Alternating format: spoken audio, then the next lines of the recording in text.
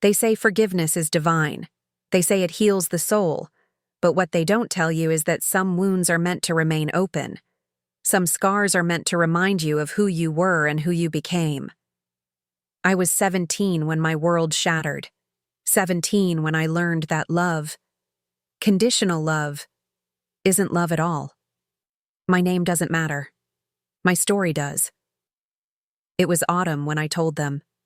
The leaves were dying, turning gold and crimson before falling to the ground. I should have known it was an omen. I should have known that I too would fall. I remember standing in our kitchen, my hands trembling as I held the test. 2 pink lines, 2 tiny lines that would change everything. The morning light streamed through the window, casting shadows across the table where we'd shared so many meals, so many conversations, so many lies about unconditional love. I'm pregnant. The words hung in the air like smoke. Heavy, suffocating. My mother's coffee cup shattered against the floor. The sound echoed through the house, through my bones, through the remnants of my childhood. My father didn't speak. He just looked at me with eyes that had once held warmth, now cold as winter stone. The silence stretched. Minutes, hours, years. Finally, she spoke. My mother, the woman who had braided my hair and sung me lullabies and promised me the world. You've disgraced us. 4 words. 4 words that cut deeper than any blade could. 4 words that severed the cord between the girl I was and the woman I would become. You have 24 hours to leave. I waited for my father to protest, to defend me, to be the man I thought he was. But he just stood there, his silence more damning than any words could be. That night, I lay in my childhood bed for the last time. The walls were covered with photos of birthday parties, school achievements, family vacations. All of it meaningless. All of it lies. I packed what I could carry. A few clothes, a photograph of my grandmother, the only one who had ever loved me without conditions, and a necklace. A simple silver chain my mother had given me for my 16th birthday, with the inscription, "Forever, my daughter. Forever." What a cruel joke. I left before dawn. No goodbye, no tears. Not then. The tears would come later, in the months ahead, when the weight of abandonment settled into my bones like arthritis. I was homeless, pregnant, 17. With nowhere to go and no one to turn to. The first weeks were a blur of shelters and soup kitchens, the smell of institutional disinfectant and desperation, the hard plastic chairs where I would sit for hours, my hand resting on my growing belly, whispering to the life inside me that somehow, we would be okay. The nights were the worst. Lying on thin mattresses in rooms full of strangers, listening to the sounds of other people's broken dreams. Women talking in their sleep about lost jobs, lost families, lost hope. I would stare at the ceiling and wonder if this was all there was. If this was what became of girls like me. But something inside me refused to give up. Call it stubbornness. Call it desperation. Call it the fierce protective instinct that grows in a woman when she's carrying life. I was determined that my child would not be born into this world of temporary beds and borrowed time. I found a job at a laundromat, minimum wage, cash under the table, no questions asked. The owner, an old woman with kind eyes and weathered hands, let me work extra hours for extra pay. She never asked about my situation. She just knew. There's a recognition that passes between women who have survived hardship. A silent understanding that needs no words. I worked 12-hour days, my feet swelling in shoes that no longer fit, my back aching from bending over washing machines. But every dollar I earned was a dollar closer to independence. Every shift was proof that I could survive on my own terms. I rented a room above a hardware store. $40 a week, one window, a hot plate, a mattress on the floor. But it was mine. And after months of nothing being mine, it felt like a palace. I would sit by that window in the evenings, watching the world go by below, planning for the future I was determined to build. The pregnancy was hard. No insurance. No prenatal care until the 5th month when I finally saved enough to see a doctor. I remember sitting in that clinic, surrounded by women with wedding rings and husbands and support systems, feeling like a ghost among the living. The other expectant mothers would chat about baby showers and nursery decorations while I calculated how many more shifts I needed to afford a crib. But I survived. We survived. My daughter and I. She was born on a rainy Tuesday in March. 7 pounds, 2 ounces. Perfect. Beautiful. Mine. When the nurse placed her in my arms, I felt something I had never experienced before. Unconditional love. Not the kind that comes with rules and expectations, but the kind that simply exists, as natural as breathing. I named her after my grandmother, the only person who had ever truly loved me. As I held her in that hospital room, with rain pattering against the windows and the sound of life continuing outside, I made her a promise. I promised that she would never doubt her worth, that she would never question whether she was wanted, that she would know, every single day of her life, that she was loved completely and without reservation. Being a single mother at 18 was overwhelming. The sleepless nights when she cried and I didn't know why, the constant worry about money, about making ends meet, about being enough, the judgment from strangers who saw my ringless finger and made assumptions.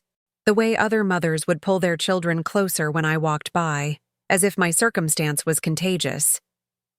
But I was determined. I worked double shifts at the laundromat, bringing her with me when I couldn't find childcare. The old woman who owned the place set up a playpen in the back room, and my daughter would sleep to the sound of washing machines and my voice humming lullabies over the noise. I found a better apartment, 2 rooms instead of 1. A real kitchen. A bathroom we didn't have to share. I saved every penny I could, buying her clothes at thrift stores and toys at garage sales. I refused to let her grow up feeling unwanted, unloved, the way I had felt in those final months at home. The isolation was perhaps the hardest part.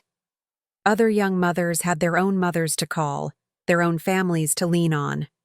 I had no one. No one to share the milestones with. No one to reassure me when I made mistakes. No one to celebrate the small victories that make up a child's early years. But isolation taught me independence. It taught me to trust my instincts. It taught me that I was stronger than I had ever imagined. Every diaper changed, every fever nursed, every word spoken was proof that I was capable of being the mother my daughter needed. And then he came into my life. He was delivering supplies to the hardware store where I lived. I was coming home from work, exhausted, carrying my daughter and a bag of groceries. The bag split. Cans rolled everywhere. And there he was, on his knees in the alley, gathering my scattered provisions like they were precious jewels. "Let me help you," he said. Such simple words. But the way he said them, with kindness, not pity. With respect, not judgment. I almost cried right there in that dirty alley. He was older, 32 to my 19, a carpenter with calloused hands and gentle eyes, divorced, no children of his own, but he looked at my daughter like she was a miracle, which, to me, she was. We talked for hours that night, about everything and nothing, about dreams deferred and hopes renewed, about the way the world can break you and how sometimes, if you're lucky, it gives you a chance to build something better from the pieces. He told me about his failed marriage, how he had married young and grown apart from his wife, how they had wanted different things from life, how he had thrown himself into his work after the divorce, building houses for other people, while his own life felt empty. I told him about my pregnancy, about being cast out, about the nights I had cried myself to sleep, wondering if I was strong enough to raise a child alone. He listened without judgment, without trying to fix me or save me. He just accepted me. All of me. The broken parts and the healing parts and the parts that would never be whole again. He started coming by more often, bringing small gifts for my daughter, a wooden toy he had carved himself, a book of children's stories, little things that showed he was thinking of us. He would sit on the floor and play with her while I cooked dinner, his large hands so gentle as he helped her stack blocks or turned pages. Slowly, carefully, we began to build something together. Not a rescue, not a salvation, but a partnership, a family. He didn't try to replace what I had lost. He helped me create something new. We married 2 years later, a small ceremony in the courthouse. My daughter, now walking and chattering constantly, served as our witness. No family, no fanfare.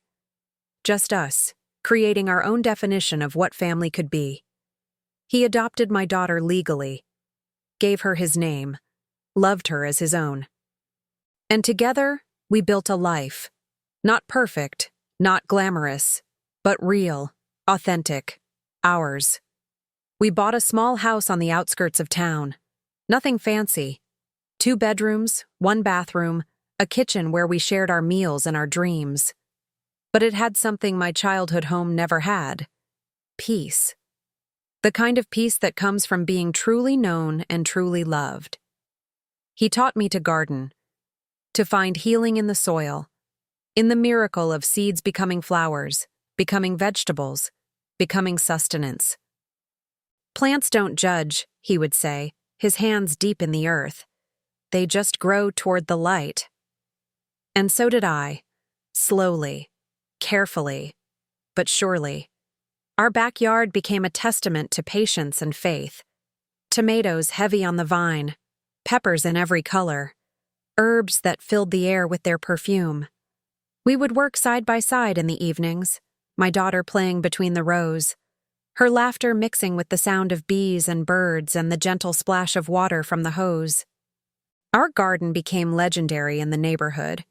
We grew more than we could eat and shared our harvest with anyone who asked. And sometimes with those who didn't ask but clearly needed it. The elderly woman next door who lived on a fixed income, the young couple struggling to make ends meet, the immigrant family who spoke little English but whose gratitude needed no translation. That's how the community garden started. It wasn't planned. It wasn't organized. It just happened, like all the best things in life. We found an abandoned lot downtown, overgrown with weeds and littered with broken glass. But he saw potential where others saw blight. We talked to the city council. We got permits. We recruited volunteers. The first day we began clearing the lot, only 3 people showed up. By the end of the summer, we had 40 regular volunteers, families, elderly folks, immigrants who grew the vegetables of their homeland, young mothers like I had been, struggling to make ends meet. We didn't ask questions. We just welcomed them with open arms and dirty hands. We provided seeds and tools and knowledge. But mostly, we provided belonging. A place where people could come together and create something beautiful from something broken. The garden grew. Raised beds filled with vegetables, fruit trees planted with hope for future harvests. A small greenhouse built from salvaged windows, benches where people could sit and talk and remember what it felt like to be part of something bigger than themselves. My daughter grew up in that garden. She learned to read sitting under our apple tree. She learned responsibility tending to the tomatoes. She learned compassion sharing our harvest with those who had less. She learned that family isn't just about blood, but about the people who choose to love and support each other. And I learned to forgive. Not them. Not yet. But myself. For the choices I had made. For the innocence I had lost. For the girl I had been and the woman I had become. The garden taught me that growth requires both light and darkness, both rain and sunshine. That sometimes the most beautiful flowers grow from the richest compost. I learned that healing isn't linear, that there would be days when the old wounds would ache, when the memory of rejection would surface unexpectedly. But I also learned that pain doesn't have to define you. that you can acknowledge it without letting it control you, that you can carry your scars without letting them become your identity. 23 years. That's how long we had together. 23 years of quiet mornings and shared suppers and the kind of love that doesn't need words to be understood. 23 years of watching my daughter grow into a confident, compassionate young woman. 23 years of tending our garden and our community and our quiet revolution of kindness. He died on a Wednesday. Heart attack. No warning. One moment he was pruning roses, the next he was gone. Just gone. I found him in the garden, face peaceful, hands still holding the pruning shears. Even in death, he was tending to something, helping it grow. The funeral was standing room only. People came from all over the county. Families whose children had played in our garden. Elderly folks who had found community in our little patch of earth.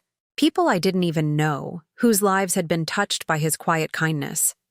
Children who had learned to garden under his patient guidance. Women who had found their confidence in the soil he had helped them tend. Men who had discovered that strength could be gentle, that leadership could be humble. All of them gathered to honor a man who had never sought recognition, who had simply lived his life with purpose and love. That's when I understood the true measure of a life, not in wealth accumulated or status achieved, but in the hearts touched, the hands helped, the love shared without expectation of return. He had been rich in all the ways that mattered. I was 54 when he died, too young to be a widow, too old to start over. But I had learned something in those 23 years. You don't start over. You just continue. With purpose. With intention. With the memory of love to guide you. The garden became my sanctuary, my church, my therapy. I tended it with the same care he had shown me all those years ago. And I continued his work, his mission, his quiet revolution of kindness. Women started coming to me. Young women, scared women, women who had been cast aside, thrown away, forgotten. They came because they had heard about the woman who had been expelled pregnant at 17 and had not just survived, but thrived. They came looking for hope, for proof that life could be rebuilt from ruins. I didn't counsel them. I didn't preach to them. I just listened. And when they were ready, I put a tool in their hands and led them to the garden. There's something about dirt under your fingernails and sweat on your brow that puts things in perspective. There's something about nurturing life that reminds you of your own worth. Some stayed, some left. Some returned years later with children of their own, but all of them learned the same lesson I had learned. That growth comes from accepting where you are and reaching toward where you want to be. That healing happens in small, daily acts of self-care and self-respect. The garden expanded. More lots, more volunteers, more lives touched. We started a program for pregnant teenagers. Not preaching, not judging, just providing. A place to belong, a place to grow, a place to heal. We offered practical support, childcare during meetings, transportation to doctor's appointments, job training and placement services. But mostly we offered community, the knowledge that they weren't alone, that others had walked this path before them and found their way through. My daughter married, had children of her own, grandchildren who knew nothing of the shame I had carried, only the love I had cultivated. She became a teacher, a good one. Like her father, she saw potential where others saw problems. She taught in the inner city, working with children who reminded her of the young woman her mother had been. And I became someone I never expected to be. A pillar of the community. A woman people turned to in times of trouble. A grandmother who told stories of redemption and growth and the miracle of second chances. The years passed. The garden grew. The community expanded. I watched young women transform from frightened girls into confident mothers. I saw families take root in the soil we had prepared together. I witnessed the quiet miracle of healing that happens when people are given the chance to grow. I was 73 when they came back. I was in the garden, as I was every morning, tending to the tomatoes, deadheading the roses, talking to the plants like old friends. The morning sun was warm on my shoulders, and the earth smelled rich and alive. I heard the car before I saw it. The crunch of gravel in the driveway. The slam of doors, footsteps approaching, hesitant, uncertain. I turned around, and there they were. My parents, or what was left of them. Time had not been kind. My mother, once so proud of her appearance, was bent and frail. Her hair, once perfectly styled, hung limp and gray. My father, once so strong and imposing, leaned heavily on a walking stick. They looked defeated, diminished, old. For a moment, we just stared at each other. Three strangers connected by blood and separated by decades of silence. I felt a strange detachment, as if I were watching a scene from someone else's life. These people who had once held such power over me now seemed small and fragile. My mother spoke first. Her voice was smaller than I remembered, weaker. "We need to talk." I set down my pruning shears, wiped my hands on my apron, felt the weight of 56 years settling on my shoulders. "Now you want to talk?" The words came out harder than I intended, but not harder than I felt them. They followed me to the porch, sat in the chairs my husband had built with his own hands, looked around at the life I had created, the garden I had tended, the peace I had cultivated. "We made a mistake," my father said. The first words he had spoken to me in 56 years. A mistake. As if my life was a math problem they had calculated incorrectly. "We were young," my mother added. "We didn't know what we were doing." Young.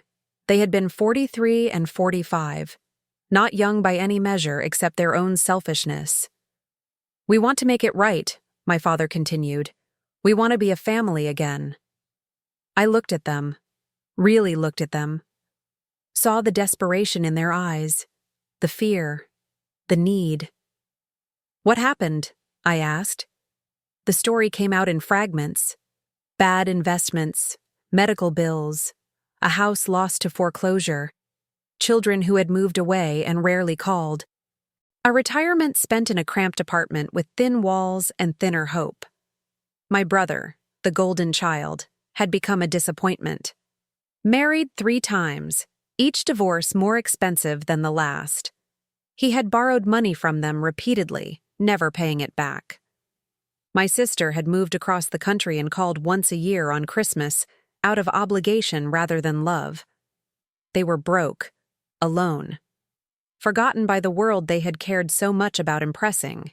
"We heard about you," my mother said, "about what you've done, how successful you've become." Successful. As if my worth could be measured in dollars and cents. "We're proud of you," my father added. Proud. The word hit me like a physical blow. Proud of the woman they had tried to destroy. Proud of the life they had forced me to build without them. Proud of the strength they had inadvertently given me by taking everything else away. I excused myself, went into the house, sat at my kitchen table and wept. For the girl I had been. For the parents I had lost. For the decades of silence and the weight of words unsaid. When I returned, they were still there. Waiting. Hoping. "We're sorry," my mother said. "We're so sorry." "Please," my father added. "We need your help. We need your forgiveness." I looked at them. These 2 people who had given me life and then taken it away. Who had taught me that love was conditional and then wondered why I had stopped believing in it.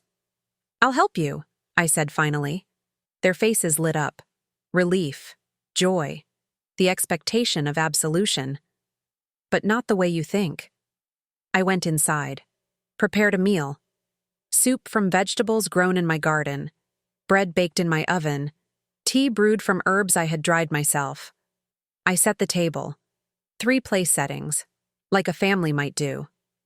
We ate in silence. They were hungry, grateful, diminished.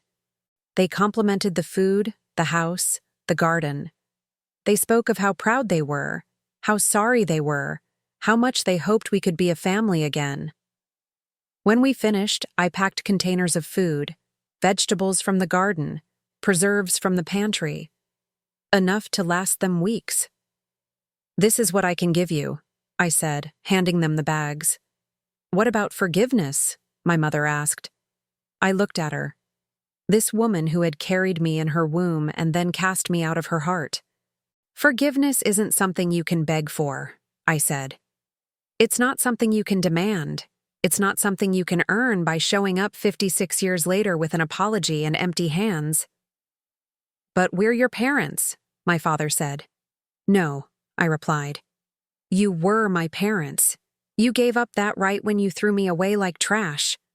"I've spent 56 years learning to forgive myself," I continued. "To forgive the girl who got pregnant at 17.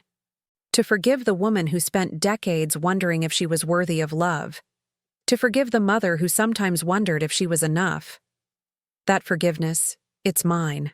I earned it. I cultivated it. I grew it like everything else in my garden. With time, with patience, with purpose. But forgiveness for you, that's different. That's not mine to give anymore. That's between you and the God you claim to serve when you cast me out. That's between you and the girl you destroyed. That's between you and the decades of silence you chose over love." My mother was crying now. Quiet tears that fell like rain on barren ground. "I don't hate you," I said. "I don't wish you ill. I will continue to help you with food, with necessities, with the basic kindness any human being deserves. But I will not give you the absolution you seek. I will not pretend that 56 years of rejection can be erased by one afternoon of apology. I will not dishonor the woman I became by forgiving the people who tried to destroy her. They left that day with bags of food and empty hands. They return sometimes, monthly, for the provisions I give them, for the kindness I show them, but never again for the forgiveness they cannot have. And I continue to tend my garden, to help the women who come to me broken and afraid, to love my daughter and my grandchildren and my great-grandchildren with the fierce, protective love I never received. People ask me sometimes if I'm bitter, if I'm angry, if I've let my past define my future. I tell them this: I am not bitter. I am selective. I am not angry. I am protective. I have not let my past define my future. I have let my future redeem my past.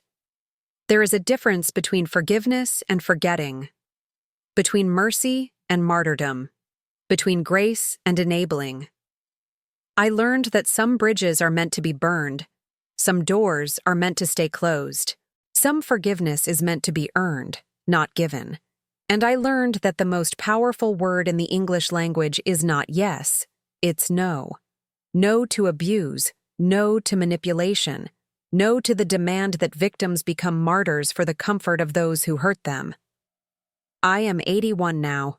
My hair is white as snow. My hands are weathered from decades of working the soil. My back is bent from years of caring for others. But I am not broken. I am not defeated. I am not diminished. I am a woman who was expelled pregnant at 17 and built a life of purpose from the ashes of rejection. I am a mother who taught her daughter that love is not conditional. I am a grandmother who shows her grandchildren that strength comes not from avoiding pain, but from transforming it. I am a gardener who knows that not all seeds are meant to grow, that not all plants are meant to be saved, that sometimes the most loving thing you can do is to let something die so that something else can live. They say forgiveness is divine. They say it heals the soul. Maybe so. But I've learned that some wounds are meant to remain open. Some scars are meant to remind you of who you were and who you chose to become. I chose to become a woman who values herself, who protects her peace, who saves her love for those who cherish it. I chose to become a woman who gives everything away except the forgiveness they came to beg for.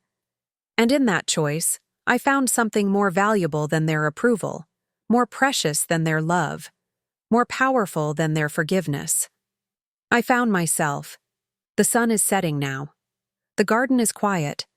The vegetables are growing. The roses are blooming. The earth is rich and dark and alive. Tomorrow I will wake up and tend to it all again. I will water the plants that need water. I will prune the branches that need pruning. I will pull the weeds that threaten to choke out the good growth. And I will continue to be the woman I chose to become. Not the daughter they wanted, not the victim they created, but the gardener who knows that the most beautiful flowers often grow in the hardest soil. The most beautiful lives often grow from the deepest pain. And the most powerful forgiveness is sometimes the forgiveness we choose not to give. This is my story. This is my choice. This is my life, and it is enough.